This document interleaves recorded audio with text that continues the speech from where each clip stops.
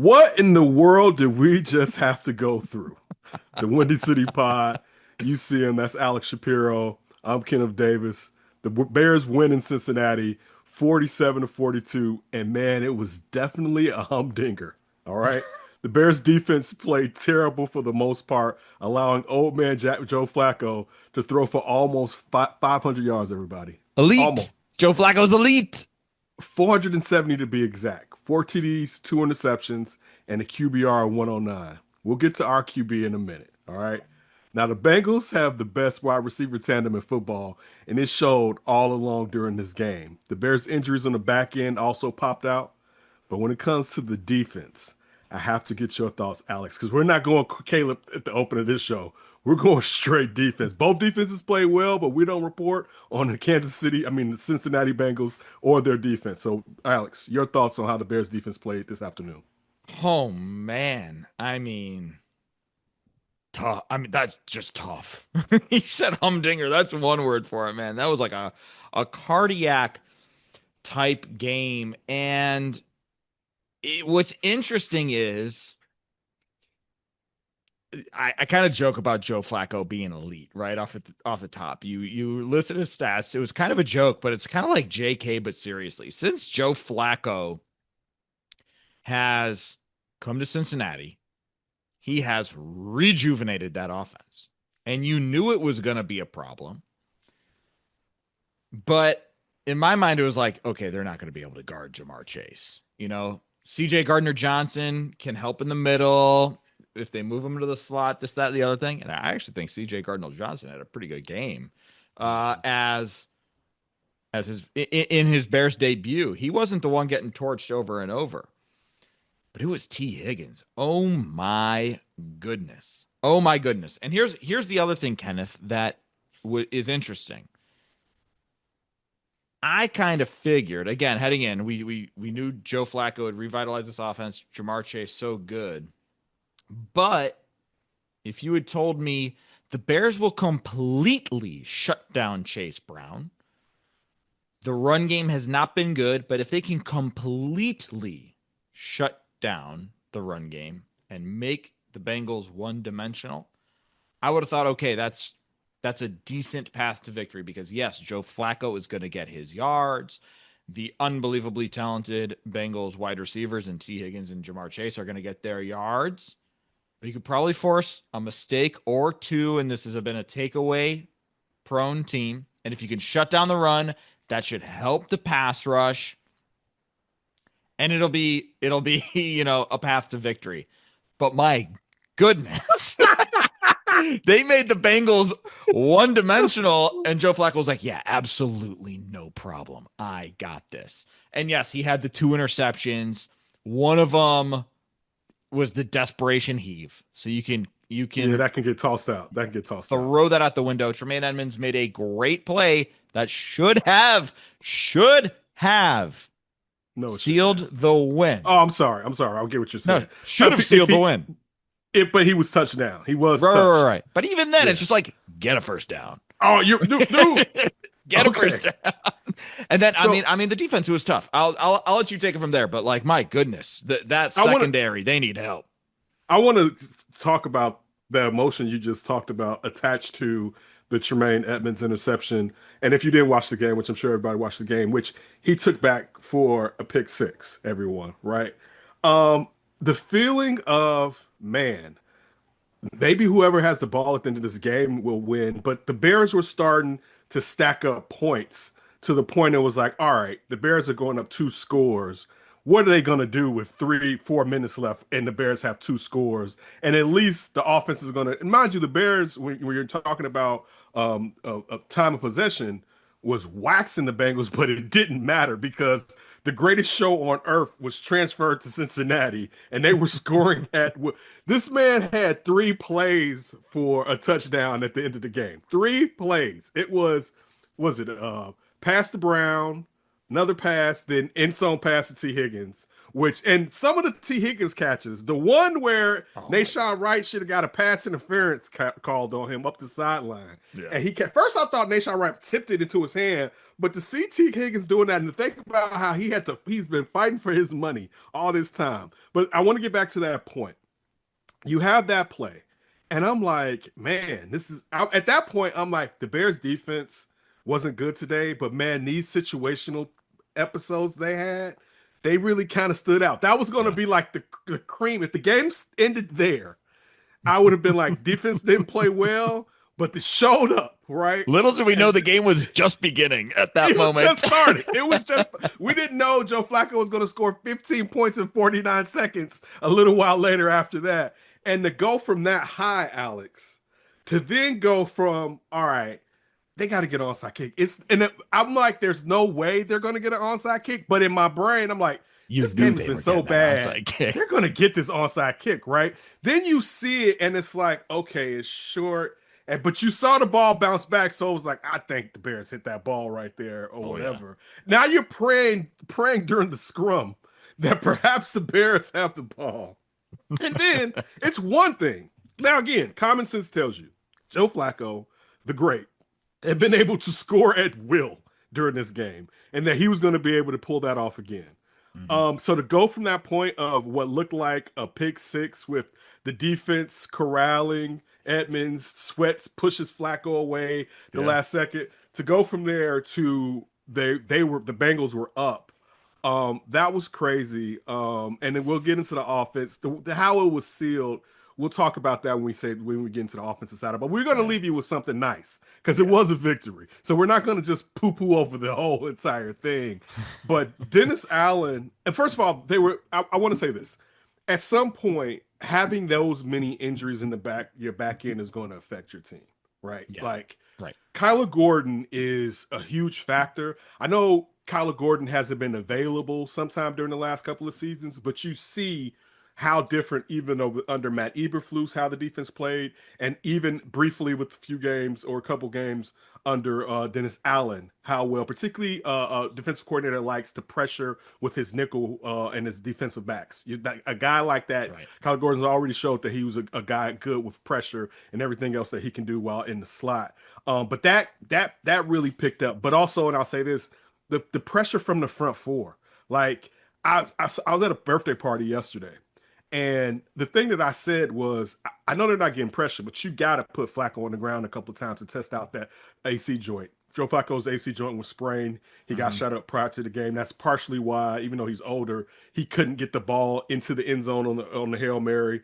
Now, age is a factor, but we all know it used to be Bazooka Joe coming out of Delaware.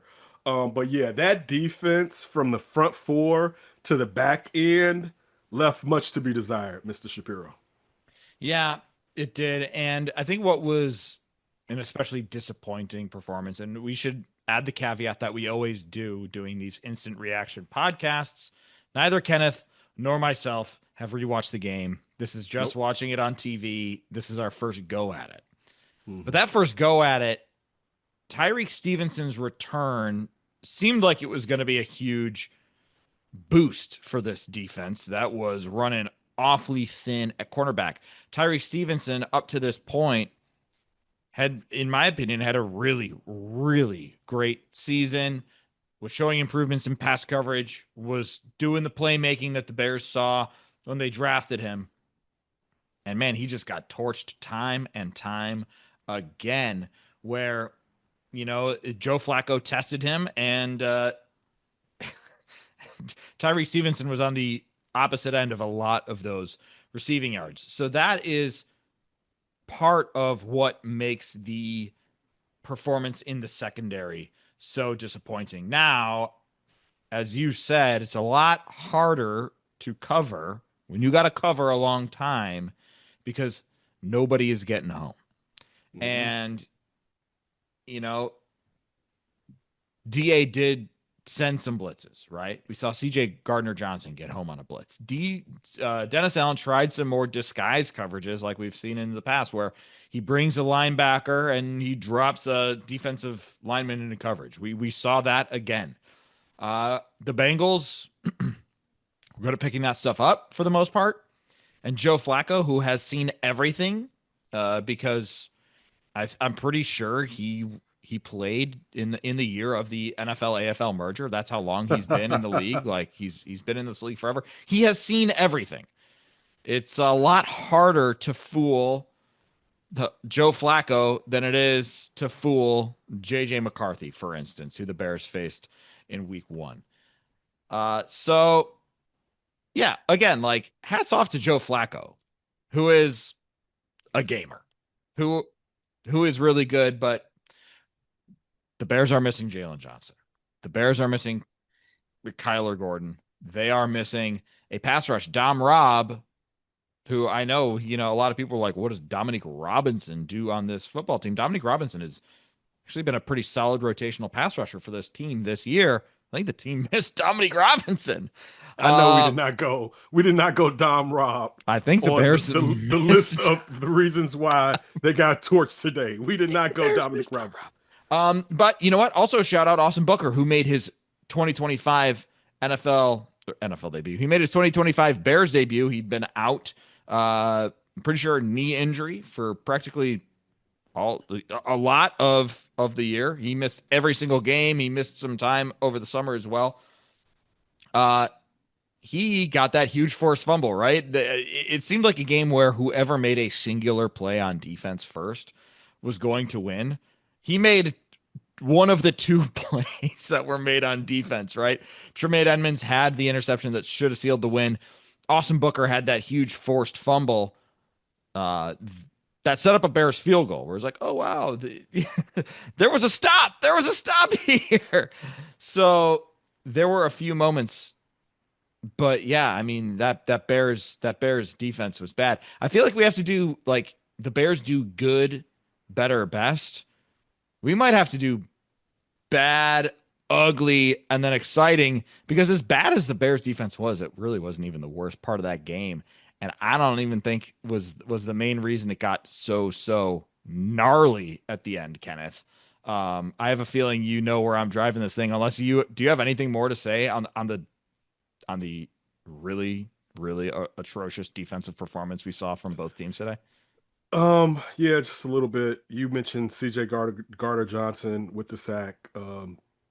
Sweat also got it. Montez Sweat got a sack, and you talked about the Austin Booker fumble. One thing I want to point this out too, being fair.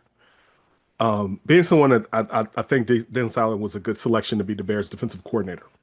How do you, with such a savvy veteran as Alex was just eloquently pointing out, referring to Joe Flacco, and no bullshit, and he's nice. He physically he used to be better, but when you have that type of cannon, you still have a nice cannon even at an older age. Always been a smart quarterback. But the problem is when you're in a situation where your defensive backfield is shot from injuries and you have to bring extra pressure. How do you bring extra pressure? Because now your weakness, your defensive backfields, you're going to have guys who don't usually play singled up on the best receiver tandem within the NFL. And we saw when they didn't bring blitz and those guys were on those guys, that those guys was beaten going through zones and still finding themselves open. So that I want to point that out. I don't know what you can do. There's still you can still be a stouter defense, and you have to find something when it comes to that front four where I don't know. I think it's pie in the sky. Not to say they won't make a trade. Also, like what's the goal for this year or whatever, and looking at the cap. But you have to find something because at least if you had the weakness of the defensive backfield playing bad due to injury, or at least we hope due to injury, you would be creating pressure and shortening the amount of time that those defensive backs have to stay on wide receivers. And you would probably create turnovers even with those guys being out. I wanted to say this to the Tariq Stevenson part before. I believe you're going to Ron Hightower's phase of the football. Yeah. Which man, um, it was nothing worse than, and I'm a Tariq Stevenson comeback guy, right? I love the narrative. But when the broadcast team was talking about how great he is, I was like, oh man. I was like, because I believe he's a good player and he has a high ceiling. And as you said, he was coming back from injury.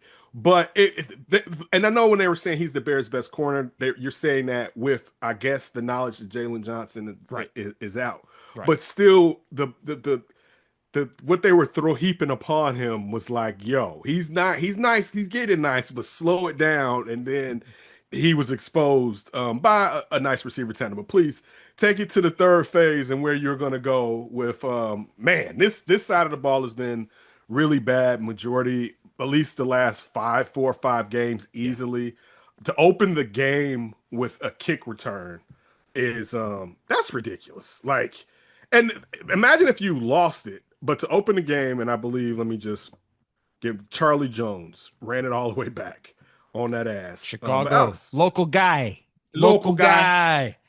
right across the street. You know, he Yeah. get it wet. He gets his wet. He I'm talking gets about it his tight end. baptized. He gets his Yeah. beef baptized. He knows. Exactly. Um, yeah, no, as you said, special teams has been a problem Hmm. pretty much all season long. And it's something that we've kind of talked about, like, hey, kick coverage isn't good. Hey, what's going on with Torrey Taylor? This is a guy who's been supposed to punt really good. Oh, and he finally had a good punt, and it was, taken away by a penalty. And the Bears, for the most part, have been able to soldier through that bad third phase because of running the ball real well, solid drives, or big takeaways on defense. They've been able to make splash plays to cover up that third phase. Today was borderline a nuclear meltdown on special teams. As you said, it starts with the kickoff, and it just like got it stayed bad. I don't want to say it got worse, because how do you get worse than giving up a 98-yard kickoff touchdown to start the game? But punt team again, like, okay, so Torrey Taylor had he didn't punt much. He had a career long like 70 something punt. Amazing, good job. But Cairo Santos, who has been money his entire Bears career, most accurate kicker in Bears franchise history. Last year, Bears had some issues letting pressure up the middle, and there were some blocks, right? Bears lost some games because of some blocks. And what happens again this year? Bears let pressure right up the middle, and Cairo Santos has a sub 50 yarder, which in today's NFL, if you are below 50 yards, that should be a chip shot essentially. Gets blocked. Now, again, could Cairo have elevated the ball more? Maybe. Again, we have seen this once. But what I definitely saw on first glance was there was pressure up the middle that was not blocked up well, and that is a repeat issue from last year. That is a thing that people saw on tape last year, saying like, "Oh yeah, this is a weakness that we could exploit." Well, all of a sudden that reared its ugly head again. And then, my goodness, you already talked about it. The onside kick. The onside kick, like, it's a little bit unlucky because Daniel Hardy is not looking to receive the ball. Ball, I don't think, had traveled 10 yards to be like, a recoverable kick for the Bengals, right? So if you're doing an onside kick, the ball needs to travel 10 yards before the kicking team can try and hop on it. I don't think the ball had landed 10 yards, so the Bears could have just like let it peter out and die, and it would have been a Bears ball. And he's not really looking, and it hits him in the foot, and the Bengals make a heads up play and they recover the football. But again, it's just like, man, that is a low percentage play for the Bengals, right? It's like, I want to say under 10% or right around 10%. And the Bears find a way to not recover that football, compounding these special teams mistakes. And then Devin Duvernay finally gets the opportunity to get a big kickoff, to get some special teams momentum. And what happens? There's a holding on Jade Walker, who's got a roster spot because of what he can do on special teams, right? He earned that spot in the preseason and all the great catches in the preseason, but like, This dude is going to play special teams this year for this team. He is not expected to play wide receiver for this team. Jade Walker holding kills the return. So I mean, like it's other than the Tory Taylor punt, it is just hard to look at special teams and say, like, what are you guys doing super well right now? Because it just seems to be getting worse and worse and worse. I'll end it with this. I think it'll be different if you didn't think, and you kind of mentioned this with Jade Walker, if you didn't think that Ron Hightower had the prerequisite amount of talent.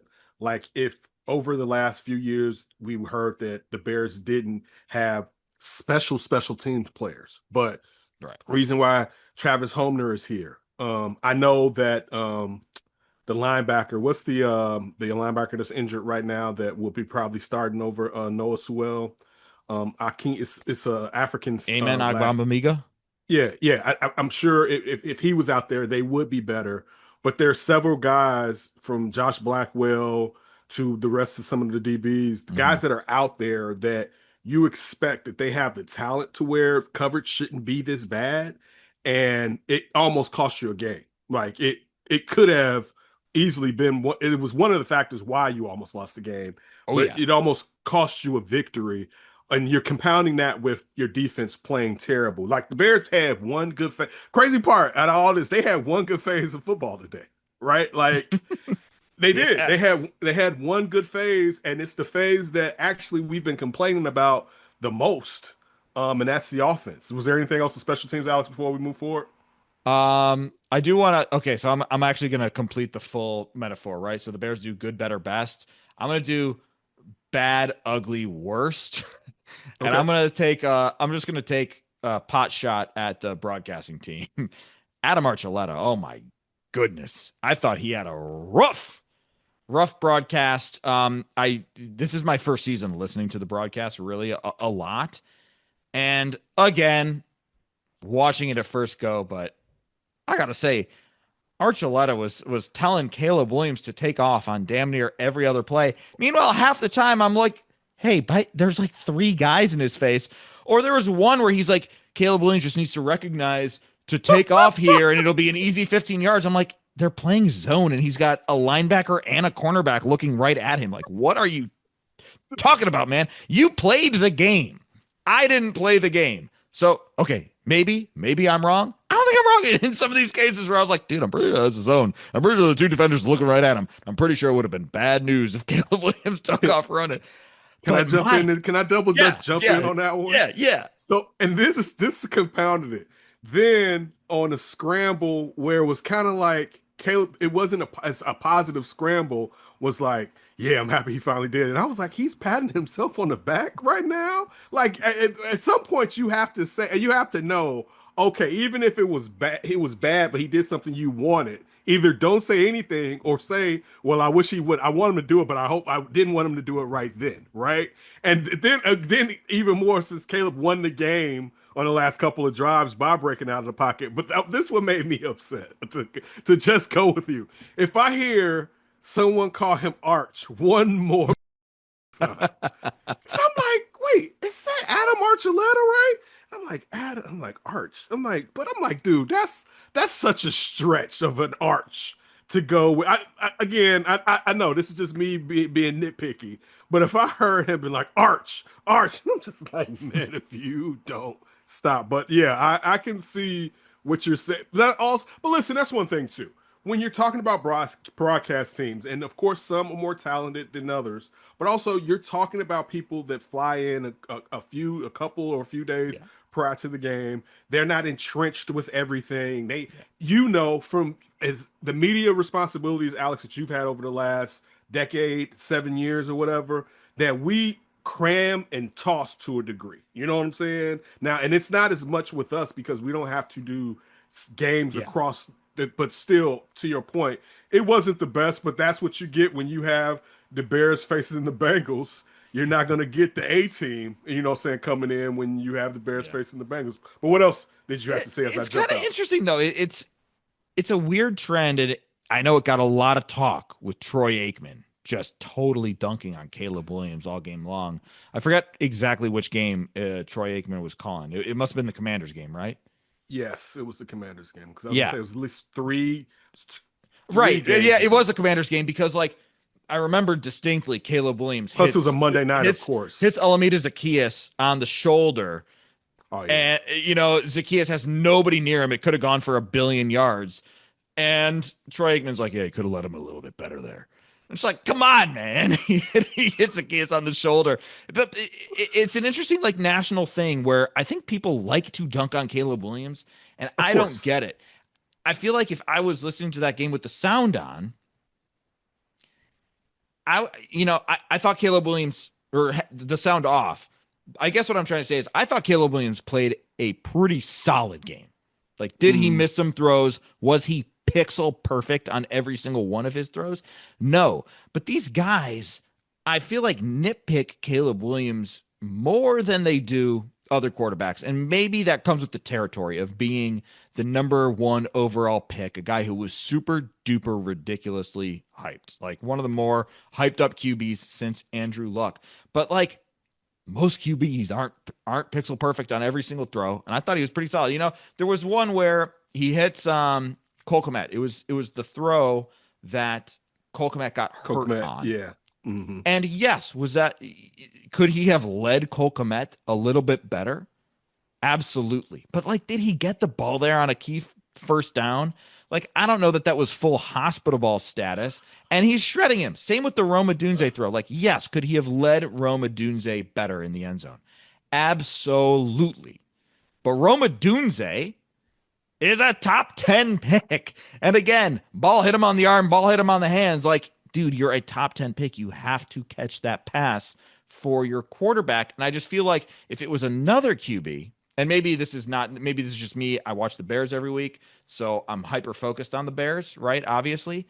I just feel like if another QB had made that throw, the discussion would have been Roma Dunze. I know it's not a great pass, but you have to catch that ball in the end zone for your guy. But because it's Caleb Williams, it's like, oh, Caleb Williams, terrible throw. You got to get that out in space better. Am I off base there? What do you think? It's you've said what I'm about to say in a different manner. Yes, Caleb needs to be more accurate, right? He needs to, at times, lead his receivers. There are times where he's a tick behind the players are catching the ball like Yeah, this instead of, and I'm saying this is if there's no defender ahead of them, instead of like this, right? There are times where there can be more yards. On the Cole Kmet play, the angle, so this is my only problem with the Cole Kmet play. The To me, I felt like the defender was covering the outside. Like even let's just say if they were lined up together, I felt like the defenders was going to lean towards the outside and Cole would have had to turn and go the other way, which I don't think you would lead him because the receiver was in line, the defender was in line with him. So to me, when I rewatched that part, I feel like it could have been an easier pass. So I get sure. that, but the leading aspect I didn't necessarily see. Now I'll say this: due to the fact that Caleb has acted in some ways different than what people are used to. People don't like the fact he paints his nails. I don't paint my nails, as you can see right here, but I don't care if he paints his. It doesn't, I don't bristle at it. I don't care. Yeah. We heard about Caleb has missed some interviews for broadcast teams. I don't know even in the past if there had been a situation where Troy Aikman, I meant to say Troy Aikman, could have talked to Caleb and Caleb perhaps didn't give in to or accept his request to talk to him. But yeah, they dunk on Caleb, but that comes with the territory of being the biggest NIL quarterback so far. You know what I'm saying? Like I think that you add the money with and I don't think we saw Caleb taking advantage of it in college, particularly for someone playing at SE in Los Angeles. Yeah. But I think that it what you imagine he could have been doing lives rent free in people's minds to where they foist they put that on him. But some of it is Caleb. Caleb and sometimes says some things where it's like, "Are you serious?" Occasionally, he does, right? Like I'm like, "Okay, bro, just look." Even sometimes if it's just not, you don't think it's all the way your fault. You're the quarterback getting paid. Just accept it Yeah. because we're gonna give you more of the praise down the line than we give anybody else. But I'm with you. It was a bit much today.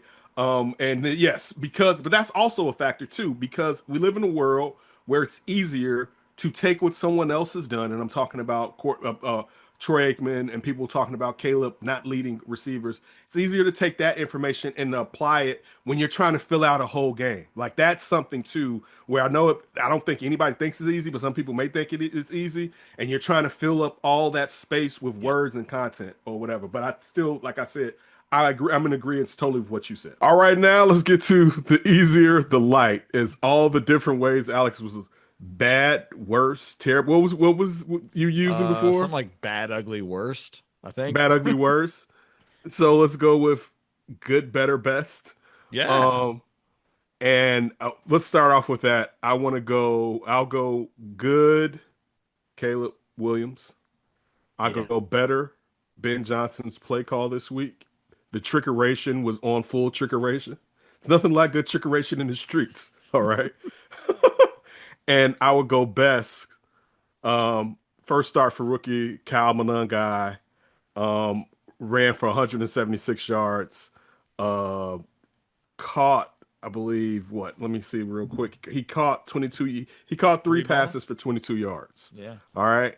So he almost had 200 yards for passing line of scrimmage. All right. It's his first start for a rookie. For anybody that saw him at Rutgers, you knew this was kind of the thing. Um, I'll start right there before we jump into Caleb, since I'm jumped into Kyle Manungai. And this will be quick. The thing about Kyle Manungai at Rutgers was terrific balance. But the thing too, and I'm not trying to take a shot at DeAndre Swift. There's something about sensing a weak spot in something. And one you saw today, Kamanungai has vision for and patience, because sometimes it takes patience for the gap to develop or the hole to develop. But also he has a sense of where the weak point is. And sometimes it's still within the line of scrimmage. Sometimes it's on the line of scrimmage. Sometimes it's outside of it, bouncing it on the outside. So to see what he did to keep the Bears in this game, and he was a huge part. You look at a running back that's looked at as a bowling pin, and you don't think about long gashes, but he had almost a 40-yard run for as long. It was 39, and Yep. he had at least three or four that were either 8 to 12-yard runs that got the Bears first downs, making series easier and allowing the Bears to be a team that scored on a lot more drives than they didn't. Some opposite of what you saw last week. So that was good because when you look at the fact that he's your backup running back and you have a good veteran in DeAndre Swift that's going to be back sooner or later, but to know Mhm. you can depend on him. And as he's gotten used to the speed of the NFL, you're seeing the productivity, let alone coming from a player that was picked in the seventh round by a team that a lot of people believe wanted to either trade up in the first round for a running back or at least draft a running back in the second round. So right there, Kyle Manungai, your thoughts on his run game today? Just an unbelievable performance. I mean, had like maybe one bad rep where he dropped a target.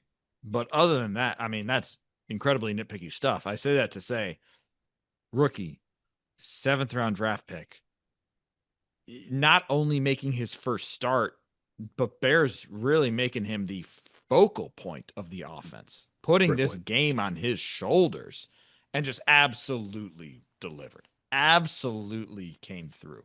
Was running with attitude, was running with authority, as you said, so many chunk plays when the Bears offense just wasn't in a rhythm, right? I mean, that Ravens game, they were out of sorts. They couldn't score in the red zone, and I know he didn't score a touchdown. And we'll get to the red zone stuff when we talk about Caleb Williams, probably. But just absolutely delivered when the ball and the game was put in his hands. Mhm. To be quite honest, and it goes back and it kind of verifies what we thought about this draft when, as you mentioned, a lot of people were like, you gotta go up and get Ashton Genty or Omarion Hampton, first rounder, like Bears get it done. But the talk was that this was an incredibly deep running back class and that there was a lot of talent to be had throughout the draft. The Bears miss out on a player like Travion Henderson. They miss out on a player like Cam Scadaboo. These are guys who were taken right before the Bears came on the clock, right? And each of those players would have made a ton of sense for the Chicago Bears. But they didn't panic. They didn't overextend themselves to make sure they got some of those guys, knowing that, hey, there, again, is a lot of talent in this draft. So you got to commend Ryan Poles for staying disciplined, for staying patient, identifying Kyle Manungai as a draft target in the 7th round, and he showed. I mean, he just continues to show over and over and over again that not only is he an NFL player, because that is a question that 7th round draft picks need to answer. 7th round draft picks are absolutely not locks to make teams. Plenty of 7th round picks never play in the NFL. So not only did he prove, yes, I am an NFL player, he has also proven that if you need me to be the focal point of the game plan, I can come through for you. And I know that the Bengals defense is not very good, especially that run defense. And I also know that the Bears offensive line did a really good job of creating lanes for him. So hats off to that offensive line, inside and outside. But he also did a very good job for himself of making himself skinny when the hole was pretty small, or when he had one guy to beating that guy, fighting through contact, keeping his legs churning. So again, like, was he put in a position to succeed? He absolutely was. But he also helped himself succeed with everything that he did. So truly wonderful performance for Kamanungai. And I gotta shout out the other running back here because Roshan Johnson, was also hurt. So the Bears elevate Britton Brown from the practice squad. You figure, like, okay, this is just a depth move because the Bears also have Travis Homer. We saw a very little bit of Travis Homer on offense. We saw more Britton Brown. This is another 7th round pick for the Las Vegas Raiders in 2022. Had never played on offense. Never. Had something like 60 special teams snaps back in 2022. He finally gets that offensive snap. It's an incomplete pass. That's not it. Doesn't let it bother him. Kyle Manungai has to check out of the game in the 3rd quarter, and all of a sudden it's like, Britton Brown, here you go. Picks up a key 1st down, and then they give him the ball again, and he rips off like a 20-yard touchdown run. So a guy who has literally never played on offense in his 3-year NFL career gets his first carry and his first touchdown. I mean, these are 2 young players making their NFL firsts, and they just absolutely came through. So hats off to Kyle Manungai. Hats off to Britton Brown. Hats off to Eric Bieniemy for making sure that these guys were ready. And hats off for Ben Johnson for not being afraid to put the game in these guys' hands who were like kind of, unproven in these big scenarios. Absolutely delivered. Was a huge, huge difference maker for this team.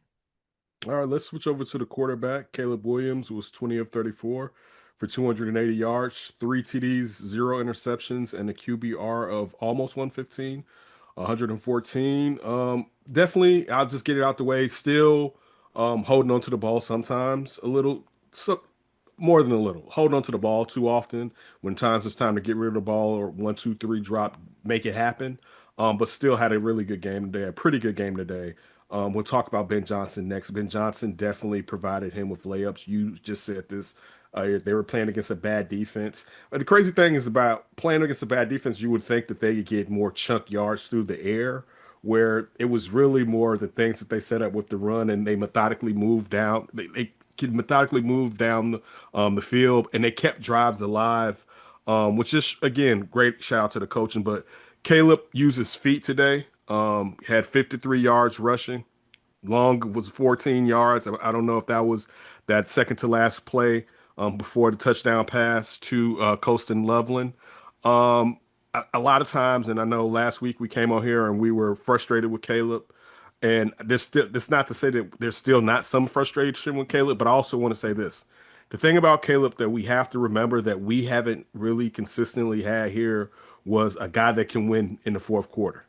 Yep. Like Yep. Caleb, like as much as we complained, and even if you were a Justin fan, which I was, Justin couldn't get it done in the fourth quarter. There's been a lot of Bears quarterbacks who could not get it done in the fourth quarter, let alone consistently. Now, you look at last week, they didn't get it done, but that was the totality, including him.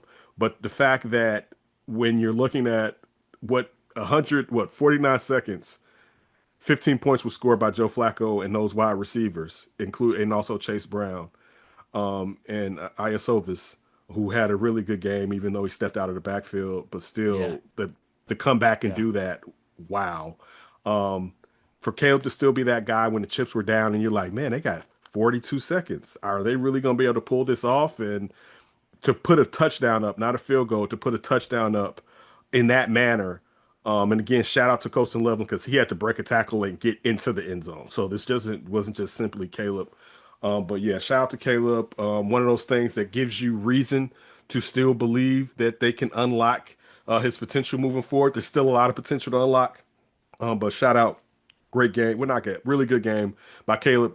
You face the teams that are on your schedule. If they don't have a good defense, you need to do this. And let's Hmm. also point that out that take back because initially I was going to be like, well, the score, you got to add to the fact that they had a defensive touchdown, but that came off the board. Yep. They almost put up 50 points against the Bengals defense today. Yep. Like it was not the offense's fault. And before I switch to you to get on Caleb, I also want to shout out one player that was not on the Bears team. I want to say, and this isn't as far as the Bears winning, but sorry to Joe Flacco. Because at the end of that game, when he had to come back out there, you saw his age, and he was like, "Oh my God, I can't believe that I have to come Again. out again." Exactly. Again. For them during the broadcast to say he was telling the offensive players that we're a team and we can't pile on the defense. I know at that point he in his head he piled on the defense. Well, there was a video I saw shortly after the game of Jamar Chase walking through the tunnel, and it sounds like he just says, "Just one stop." You have to, You gotta dog. feel for Jamar Chase because yeah, he's gotta feel great too. Like, oh man, Joe Flacco's here. I'm back, baby. Let's go. But these Right. guys just can't win because that defense is so bad. But as we said in the past, you got to beat who's on your schedule. Bengals are on the schedule, and they beat them with that bad defense. I want to underline what you were talking about Caleb Williams having it, whatever it is, in these clutch moments. And I think this is what is beginning to reverse the thinking that the Bears are fated to lose, doomed to lose, to now thinking like, hey, they got a shot to win here. Right? As you said, there was 42 seconds. Can they really do it? In the past, I mean, forget 9 out of 10, 10 out of 10, 11 out of 10 times. You know the Bears are losing that football game. Yeah. No shot. Just absolutely no shot.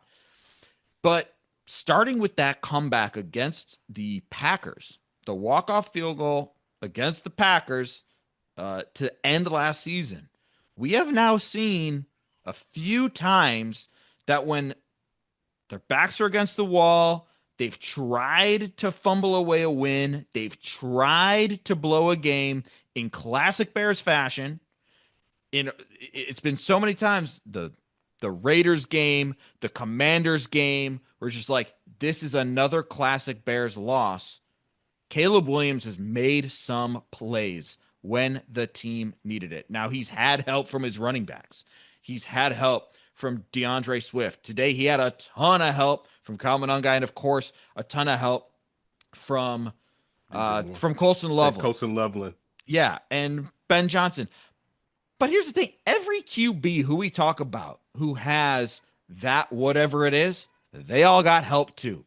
Patrick Mahomes has Travis Kelce, and he's got a slew of playmakers who have been critical, right? In that Super Bowl, he had Damian Williams, who was playing lights out. Tom Brady had Randy Moss or Wes Welker, like Gronk. We remember Tom Brady. We remember and talk about Patrick Mahomes. These guys had help, just like Caleb Williams has help now. And still, when as you said, the chips are on the table, we are now seeing Caleb Williams put together winning drives. And it's at least in me, and I would imagine it at Hallis Hall to a degree, where before you would say, no shot, Bears are losing this game, wrap it up. Now it's like, oh, actually, they can do it. And I want to point out a few of these back against the wall moments because it wasn't just the 58-yard touchdown to Colston Loveland, where Colston Loveland does an unbelievable job bouncing off a tackler and going the distance, right? It wasn't just that play.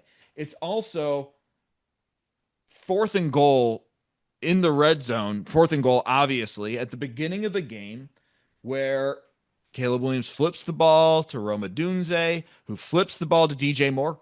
DJ Moore does a good job avoiding a tackler, and he Yes. flips the ball to Caleb Williams, and Caleb Williams catches an easy pass. Again, gotta have it. Caleb Williams comes through with the receiving touchdown.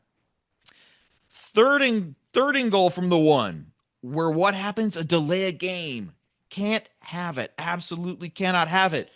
In the past, no shot Bears are scoring this touchdown. They are settling for a field goal. What does he do? Throws another dart to Colston Loveland. I mean, we are talking a dang good throw. Colston Loveland erases the delay of game, erases the mistake, touchdown. Um, and then, yes, obviously the big play at the end. Uh, So Caleb Williams, like this is the stuff. This is the stuff that we talk about, right? When it was really clear that the Bears were moving on from Justin Fields, when they're talking about we need a guy who can come through in the 2-minute drills, who can come through in the fourth quarters, it's starting to happen. And Yeah. I'm a cynical Bears watcher. I'm as cynical as they get. But I'm starting to get to that point right now because of Caleb Williams and what he's doing. I'm starting to believe that, hey, if they have some time and it's a one-score game, I kind of like Caleb Williams and Ben Johnson's chances. Ben Johnson also, I should throw him flowers too, man. That guy was deep in his bag. We talk about I talked about the little razzle dazzle where Caleb Williams caught the touchdown. Cole Kmet's throw to Rome Odunze that Rome dropped inexplicably. Dude. Great, great play.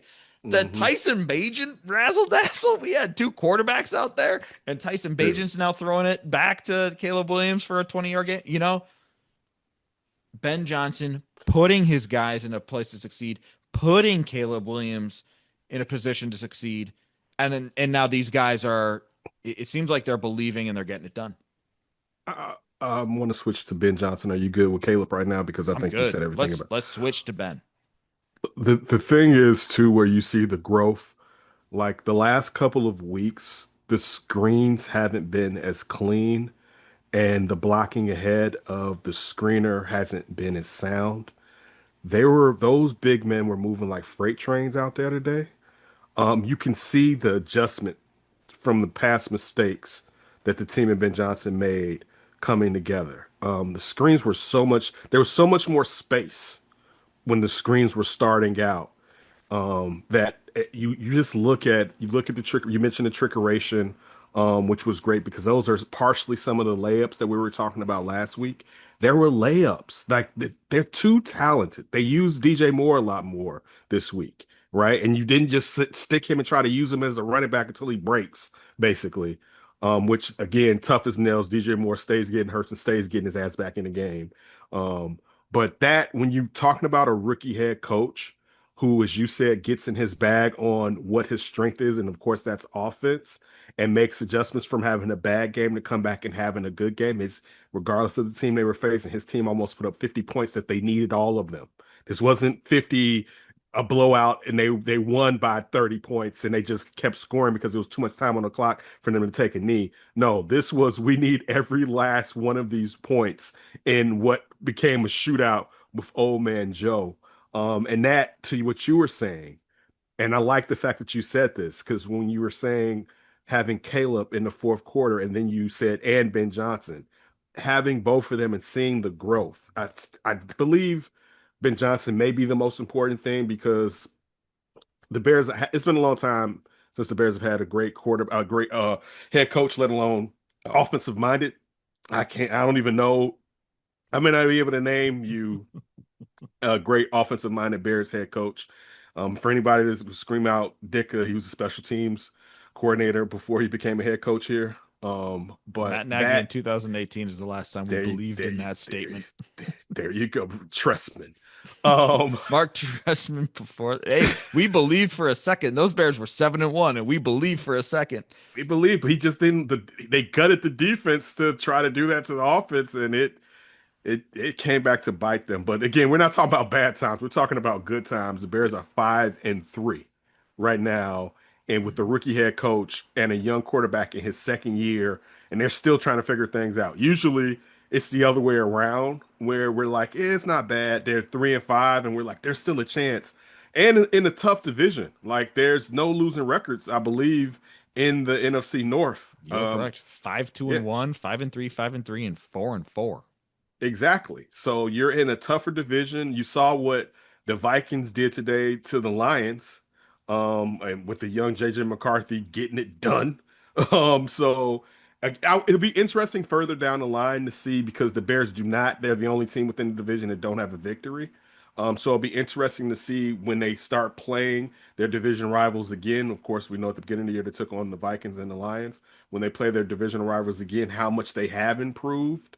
But yeah, this was a good game on the offensive side of the ball. And I want to say this too, and we'll always say this about Ben Johnson, his dedication to running the football. Like, if you're a real football head, and again, Ben Johnson's an offensive wonderkin, but he knows that the run is the essential element. Like if again, there are going to be games you can't get the run and you're just going to need to pass, but you need the run to take time off the clock. You need the run to sustain drives. You need running to keep the opposing team's offense off of the damn field, particularly if Joe Flacco has two Hall of Fame type receivers.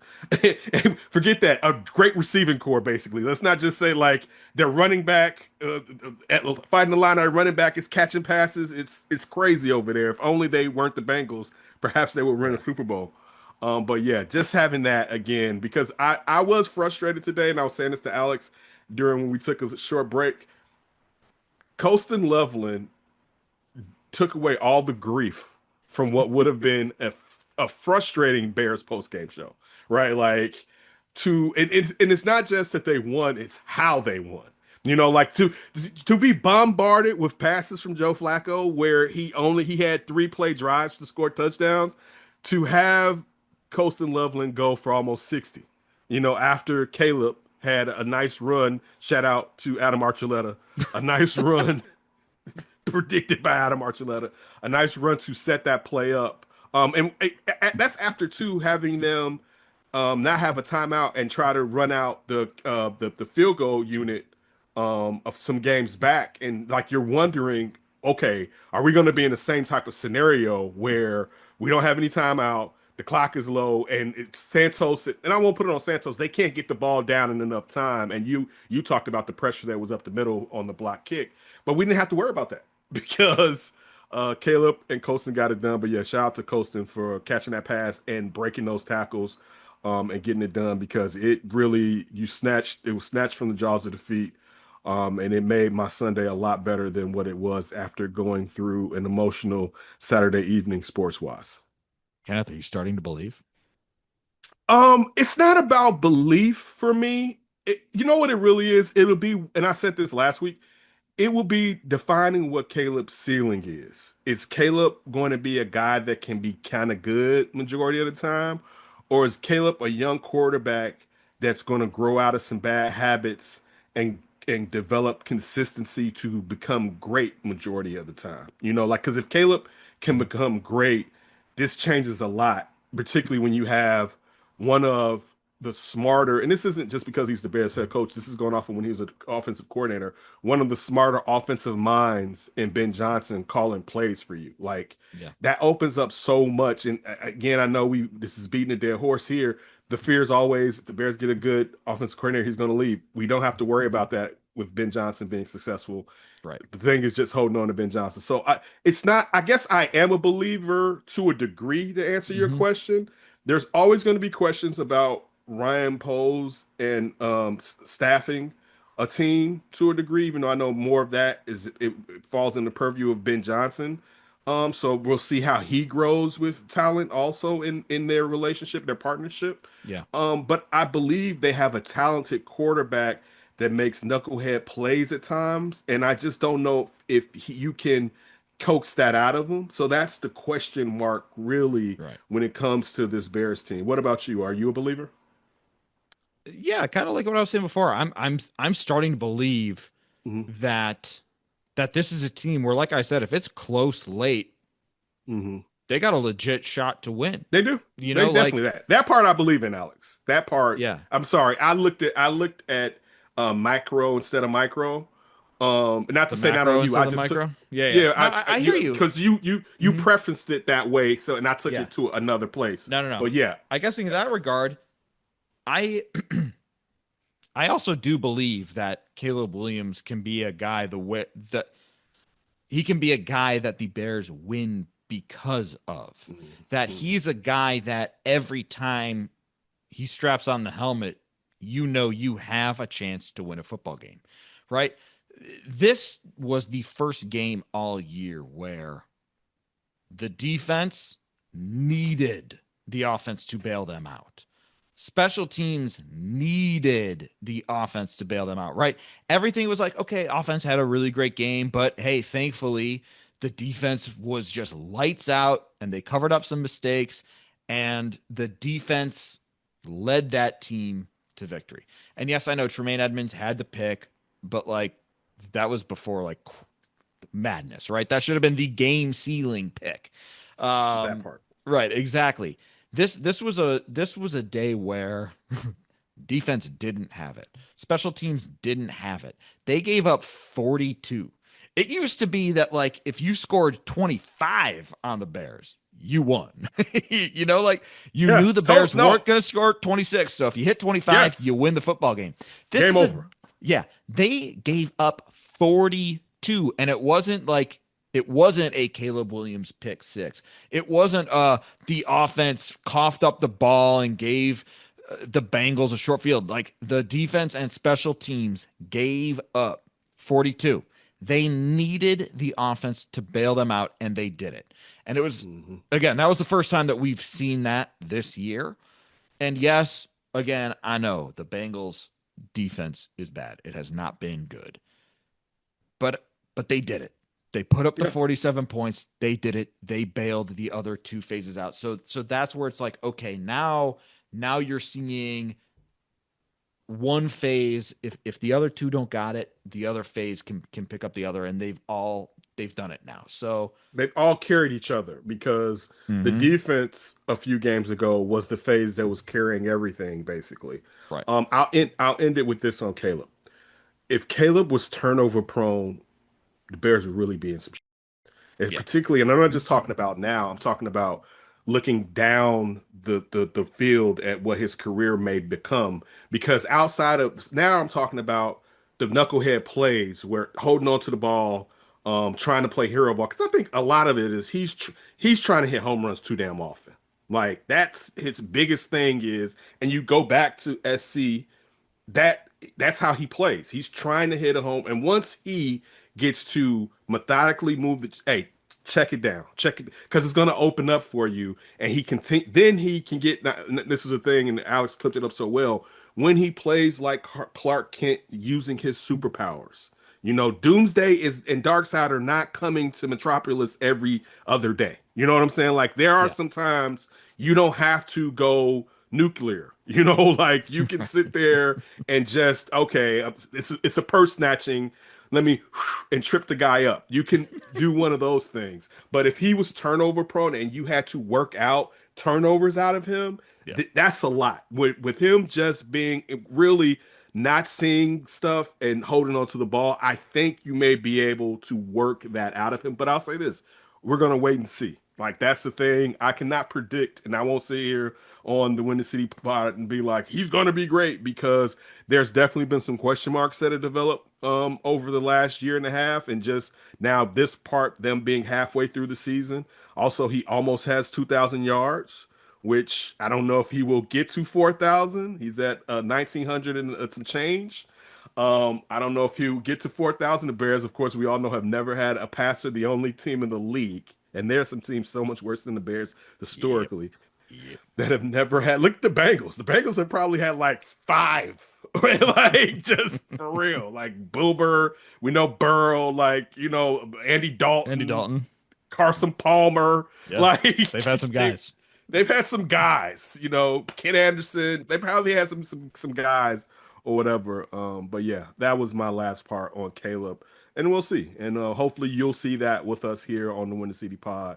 Always stay tuned. We got more to do. I'm just still going to plug the show, and all the interviews is Alex covers Chicago sports throughout the week. Really good hockey guest this past week. That was insightful. All right. Shout out Greg Boysen. So let's get to our game balls. We do have them today. We got game balls. We We got got game. game When balls. you win, when you put up 47 points and you win, there's game balls. It's gonna be some game balls going out. All Yeah. right. Yes, there are. All right. Do you Go want to ahead. start? All right, No, I'll go kick it ahead. off. I'll kick it off. My game ball is going to Colston Loveland. This is a guy who had an opportunity when Cole Kmet got hurt again, exited the game early. Roma Dunze didn't have it. We're going to put a pin in this. We're not going to talk about it right now because we're running out of time. We're going to put a pin in. Roma Dunze might have a little case of the I droppies. want to talk about that, but you're right. We'll save that. We're going to He save that. does, and this for him. And we're Rome Mm, guys. This has to change. Like, mm. bro, this is a bad habit, particularly when this is your job. But please continue. Yeah. So Rome is dropping the football. DJ Moore having a nice game, but the Bears needed that other guy. And Colson Loveland really stepped up in an enormous way, scored his first NFL touchdown on that play we described earlier.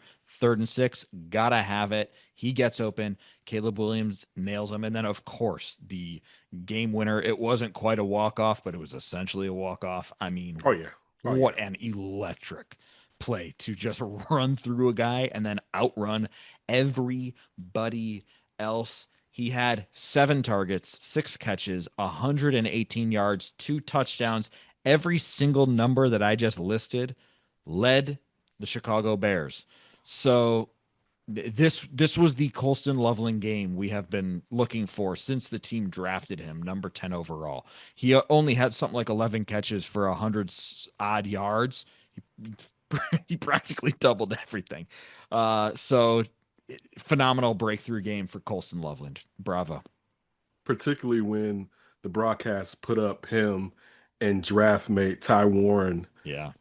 together and showed how well Ty Warren has been playing for the Indianapolis Colts and how I won't say that Colson has been playing bad. He hasn't been given opportunities, but regardless, for us who wanted the Bears to draft Ty Warren, it's been one of those types of things. So it was good that he did that when they were playing in his face to let everyone know that was watching the game. All right.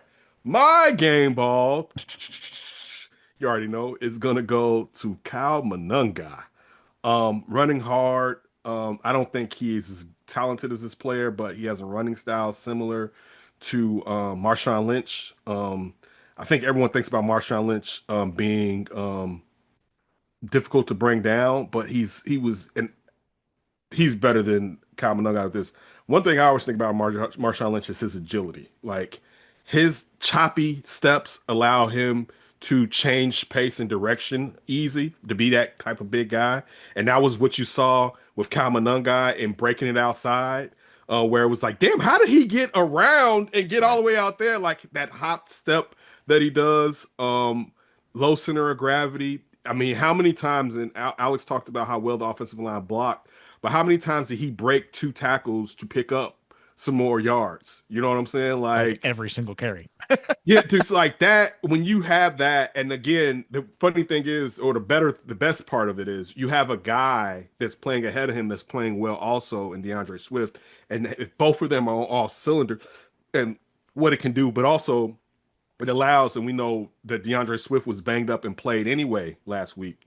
Now, if DeAndre Swift needs another week, you don't have the fear that you may have to lean on Kyle Manungai any further. So shout out to him with a really good game, almost 200 yards past the line of scrimmage today. Really did it carried the Bears throughout this game versus the Bengals today. So want to give shout out to him and shout out to them for picking him up as late as they did and as you talked about earlier. All right. Last but not least, we have our I forgot Our extra point. extra point. How the hell did I blank out on extra point? Okay. My extra point. No, our extra point. We're going to share this extra We're point, going to right? share this extra point. All right. So our extra point will be the World Series. All right, which ended last night with the Los Angeles Dodgers beating the Toronto Blue Jays. This was one of the best World Series that I've ever seen. Like, and I don't think all of that or majority of that is recency bias. I mean, you're talking about, I was up that night with the 18 inning night and I was doing something and I looked and I was like, why did I just get an alert about this game? And I was like, oh my goodness, the game was still going. It was like once I was like, oh, so then I went and I watched it or whatever. Just the fact that both of us are White Sox fans. And for me, I'm gonna speak for me, I'm not gonna speak for Alex. Um, the White Sox have hurt me. Because I think baseball may hurt the most because you have to spend so much time with it. Like you every day. Like I have a whole week before I have to deal with the Bears again if they had lost today, right? Yeah. So that may pop up. But if my baseball team is bad, I'm gonna see like 5 times this week that they're bad. Oh, if You there's a know, doubleheader, the White Sox could lose 8 times in 1 week. right, right. So if you just that, it's compounding. That's the thing with bad baseball. It really compounds quickly. But that World Series made me miss loving my team and how it kept me connected with baseball. You know what I'm saying? Yeah. Like, so that's the thing. I was like, you know what? I'm rededicating myself next season. Even if it's not, and I'm going to watch the White Sox. I think the White Sox definitely moved in a positive direction this year, regardless of their record. They seem rudderless a lot, and it seemed like okay, they may. I mean, the fact that Coastal Montgomery went from a full-on bust at the beginning of the year, like, oh my God, they got to send him back. This is another one of those, right? To like, oh, Shuddy hit that, but that's not about the White Sox. Shout out to the Dodgers. I mean, this was a team that was supposed to win, and also like I was in like a family thread, and I kind of was like, it's gonna be hard for the Blue Jays, and this is like with aunties. I'm like, it's gonna be hard for them to beat the Dodgers, so I kind of needed them to win anyway. So they didn't make you a liar. Oh, Yeah, it didn't make me a liar. It didn't. That's what I'm gonna say. Go yeah. ahead. All right, we got 60 seconds left, so I'm gonna make this real quick. But I don't understand the Dodgers hate in terms of them buying a team. I'm like, hey, they cared. They invested a lot of money. They were rewarded for that investment. And I also, similar to the Chiefs, similar to the Patriots, I like watching greatness. Shohei is Babe Ruth. None of us saw Babe Ruth. We get to watch Babe Ruth now. So that is pretty cool. And gotta shout out Yamamoto. I mean, what he did, truly insane. Truly insane. 3 wins in the World Series, pitched like a billion innings, ERA just over 1, and pitched him back-to-back nights. Outrageous. So I got love for the Dodgers. I got love for my LA people who are still out there. I'm happy for them all. Great job. Unbelievable series.